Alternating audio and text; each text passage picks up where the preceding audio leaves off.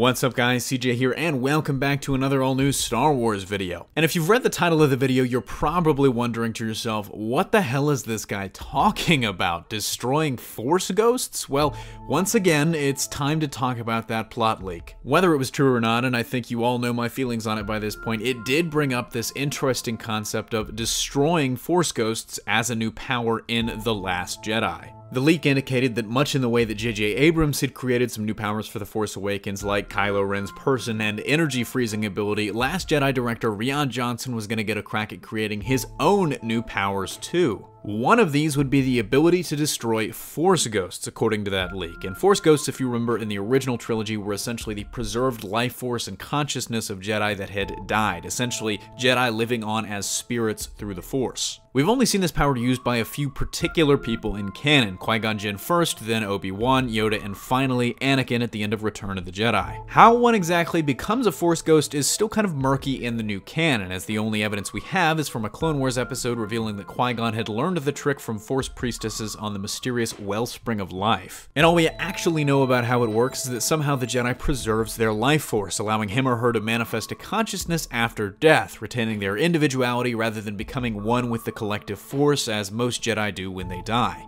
In the Legends canon, this was a temporary ability, as after a certain time the spirits would have to move on to the netherworld of the Force, and the old EU went into a lot of greater detail about the various rules surrounding Force ghosts, most of which contradicted each other, but they didn't really specify how a Jedi learned this power either. Without knowing specifically how one becomes a Force ghost, it's hard to know exactly how one would be destroyed. My best guess though is that it just involves damaging the ghost so much through the Force that it loses the ability to consciously remain an individual separate from it, causing it to return to just being a part of the Force's collective consciousness. Especially with rumors floating around that Yoda's Force ghost would make an appearance in The Last Jedi and that Obi-Wan and Anakin could show up too, this concept kind of takes on a special meaning and interest. It makes sense that if Luke went into seclusion, he'd have been supplementing his search for the legacy of the Jedi with training from some of their greatest masters via their Force ghosts, and as this is kind of the only thing he has left, what if someone could take this away from him too? That person would very probably be Kylo Ren, who as we know is kind of mirroring Rey story-wise in The Last Jedi. As she hopefully gets some Jedi learning from Grandmaster Luke, Kylo is finishing his training under Snoke.